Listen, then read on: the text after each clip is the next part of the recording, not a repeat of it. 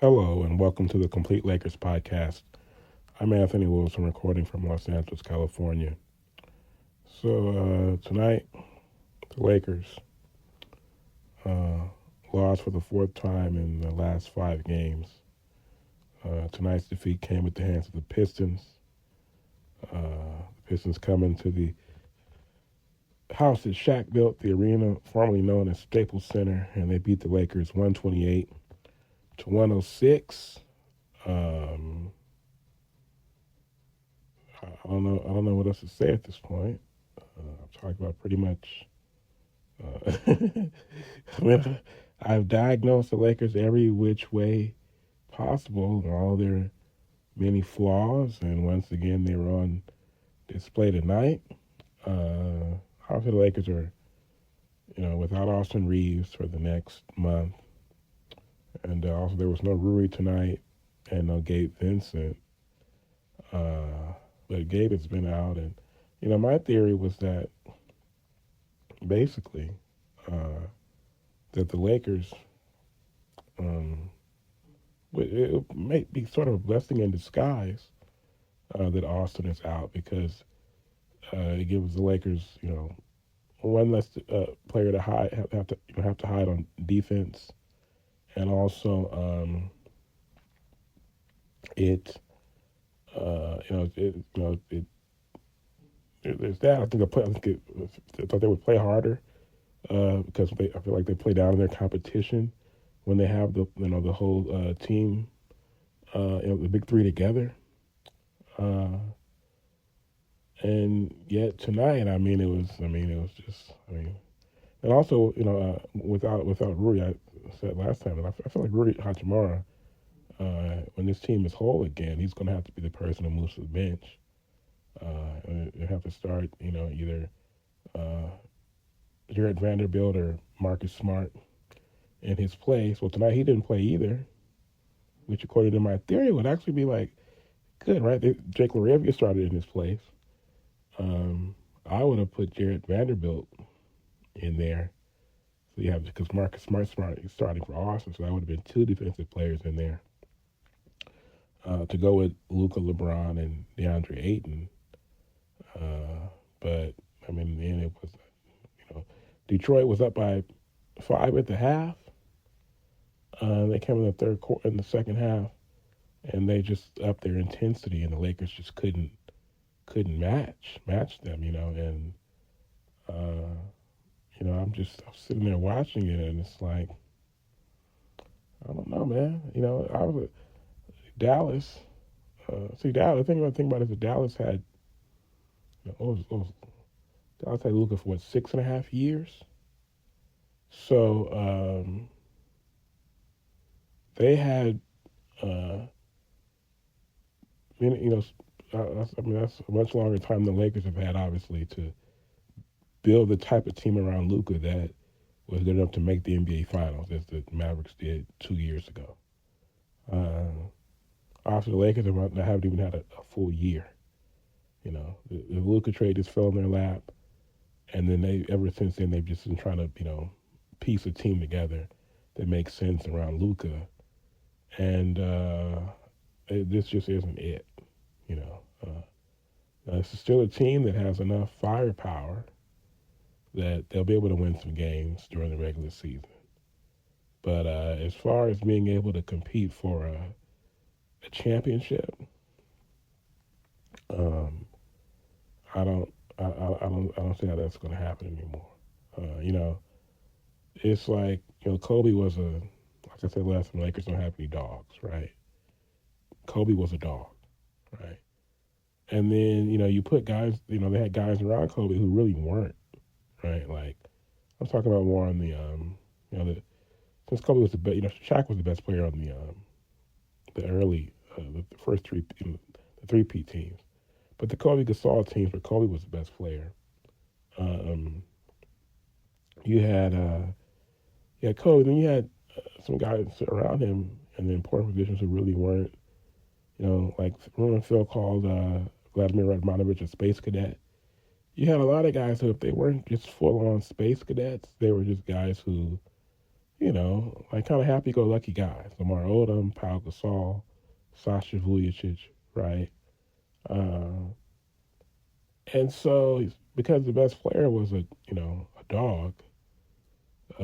Now the other guys they weren't, but it was kind of like a yin and yang. It ended up working. They won, they made the finals 3 straight years. They won two straight titles. But and I think if you take this Lakers team with Luka and put them back in 2008 to 2010, they might have similar success. But this, the NBA is just way more competitive now than it's ever been. And I think if you look at this team, you have Luka is one of those happy-go-lucky type of players, and um, it's like so the ideal team for Luka is to have some guys. So like when Luka was in Dallas and they made the finals, you had Luka and you had Kyrie, who's kind of like another. Kyrie is one of those guys who's a great player, but I mean, Kyrie is just in every other way. Kyrie is just who knows, right? And then the rest of those guys, though, Derrick Jones Jr. and P.J. Washington. Now, P.J. Washington is like stuff he gets into off the court is another story. But I mean, they were able to put together, and even the teams before that, like they had a team that made the conference finals with Spencer Dinwiddie, I think it was. No, it was Jalen Brunson. Before Brunson, went to New York and became a superstar. And I don't know if this. I mean, I know for sure that this is not. There may be a couple of those guys. Like I think Jared. It's weird. I could. Where I said at one point, I think it was in the preseason, I said Jared Vanderbilt brings nothing to the Lakers. But it's obvious that he does bring something they need, which is just a hardworking player.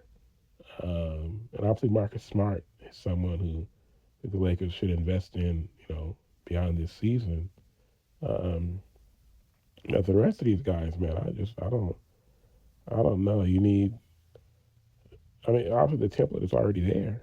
You know, I think Austin Reeves will, is expected. I expect the Lakers to retain him after this season, so it may come at a great price. But then pretty much everybody else on the team might be outside of them needs to be like overachiever type guys, sort of. Guys who are, they're going to bring their lunch, their hard hat to work, as I keep saying, uh, every night. Guys who are going to do the little things, right? Kind of like, when Philly had Allen Iverson, you know, that's the type of team you have to build around someone like Luka. Philly with Iverson, uh, most of the teams Carmelo played on, you know, um, you're gonna have that one guy, and like I said, obviously Luka's. Philly teams didn't have anybody like I'm sorry, Austin. The Philly teams didn't have anybody like Austin Reeves. Uh, you know, it's funny when Carmelo was playing with Iverson, they lost. Lakers beat them in the first round. I know in '08, I think it was in '08, even in the first round. I forget who Denver lost to in the first round. In '07, but and then it wasn't until they traded Iverson away and brought in Chauncey Billups. They had Kenyon Martin, they had Dante Jones, they had Nene, and that's the team that the Lakers would beat them in the conference finals that year. Um, but yeah, so that I mean, it just I don't know. Like I said, we've seen the blueprint of having Luka with a backcourt mate who can take take over the game when Luka's not taking it over. Uh, so we have that in place, but all those other guys, man, like I said, outside of Jared Vanderbilt and and uh, Marcus Smart, obviously LeBron now 41 years old today. He's coming towards the end, and but they have to do something, you know. And right now, the thing about them right now is that they're not even really competing. So like I said, they've lost 4 of the last 5, and all 4 of those losses have come by 15 points or more. 15 point loss to the Clippers, lost by 24 against Phoenix, lost by 23 against Houston on Christmas, and then lost by 22 tonight. And then shout out to Damon Rangula on Twitter. He pointed at the Lakers' margin of losing this season.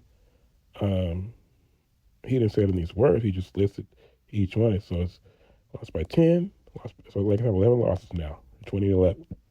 In those 11 losses, they lost by 10, by 14, by 20, by 29, by 17, by 21, by 13, by 15, by 24, by 23, and by 22. So basically, every loss the Lakers have had this season has come by double digits. And that's 1, 2, 3, 4, 5, 6 of the 11 losses have come by 20 points or more. Coming into tonight, they were 15th in points differential, only a plus 0.2. They're around there like Philly and Memphis or something like that. You know, OKC, who's been in like a little funk lately, they've their points differential is 14 points. Houston's is 8.5. Lakers is so, and they say points differential is a good indicator of how good a team really is. So obviously after tonight losing by 22, that's going to be even worse. Lakers, I don't know, they might have a negative point differential now for the season after tonight.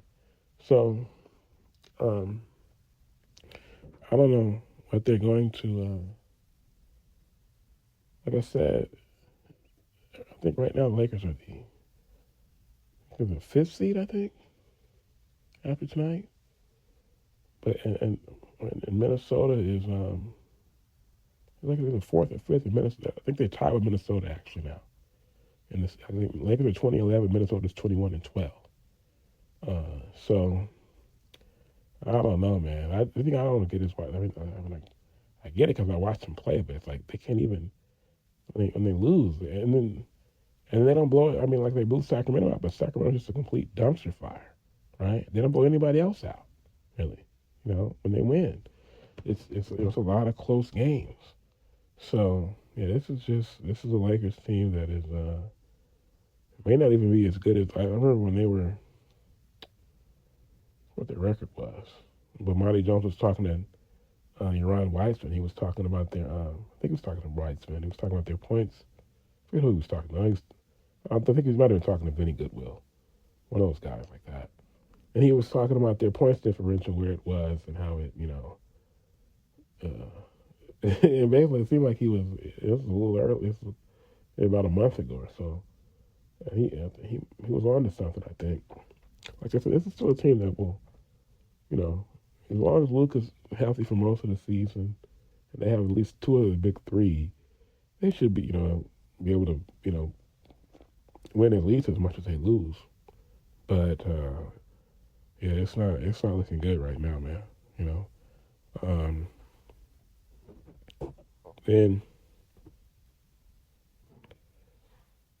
I mean Denver. That's one thing that's going to help is the Joker.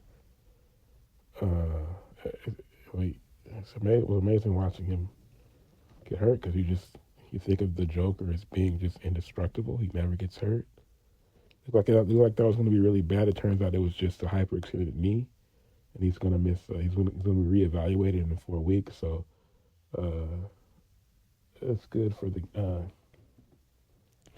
the game that the Joker was able to avoid a serious injury or more serious injury, and hopefully he's able to come back and just get right. He's never really missed an extended. I think the fewest games he's played is 69 in a season.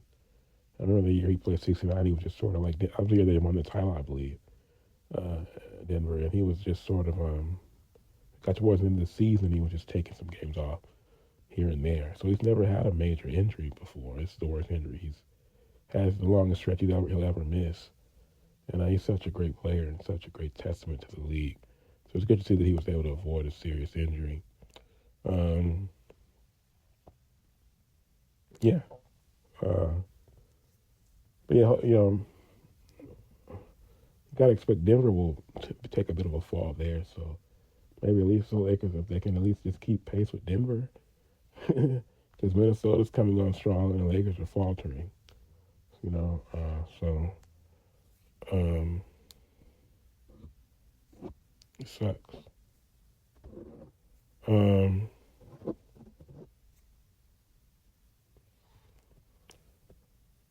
I suppose I'll switch gears now to another pathetic Los Angeles sports team, that being the USC Trojans.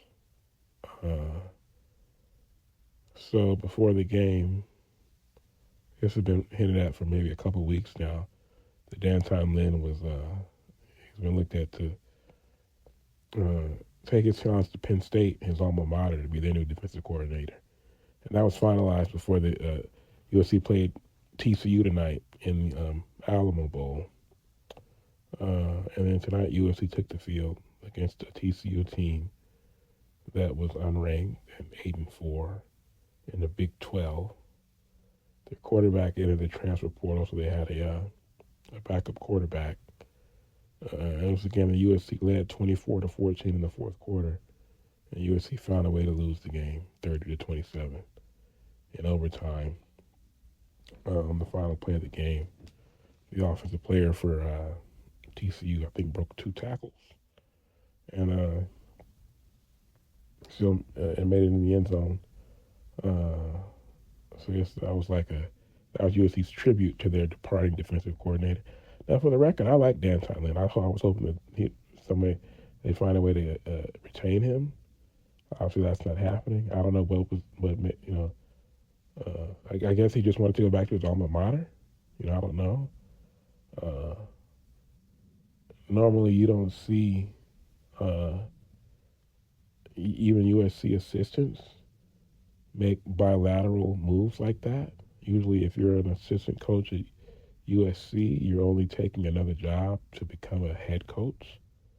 So this is one of those that's like when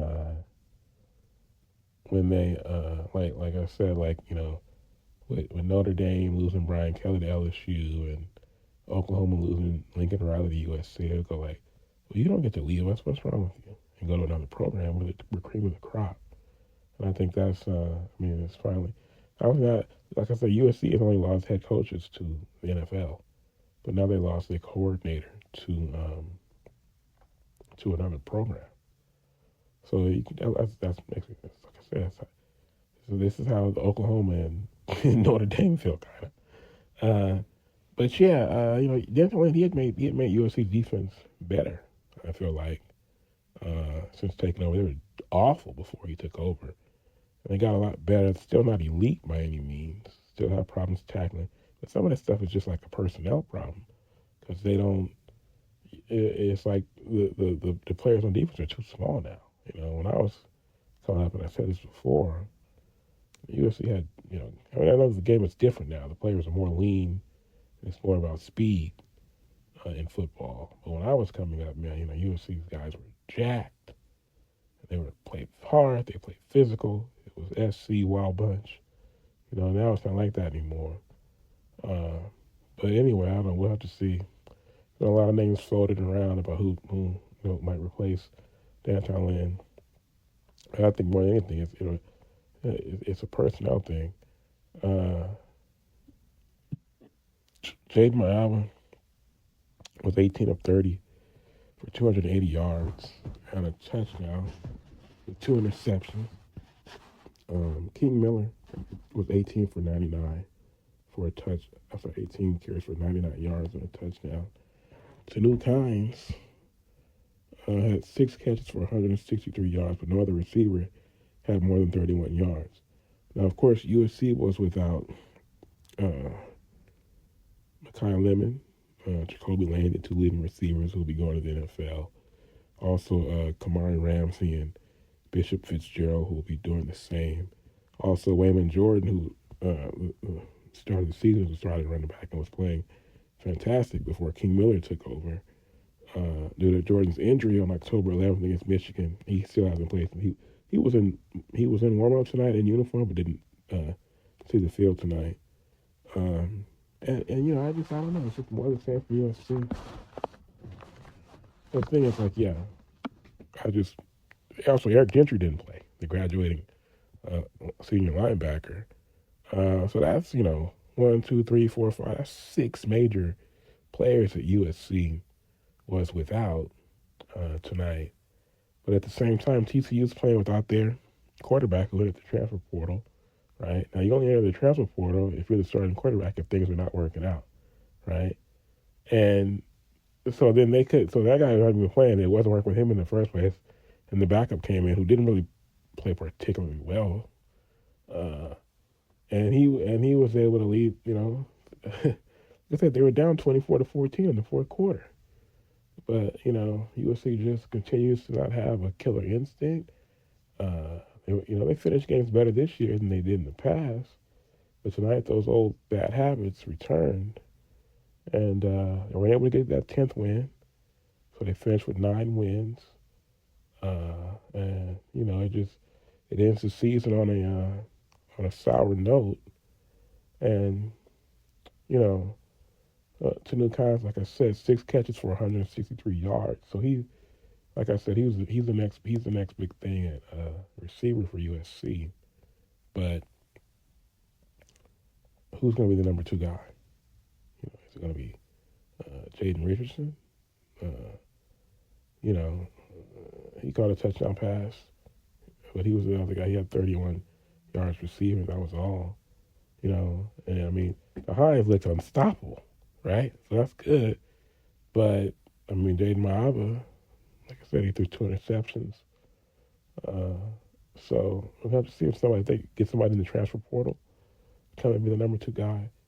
So that's another thing that you have to consider. Who can they bring in the transfer portal?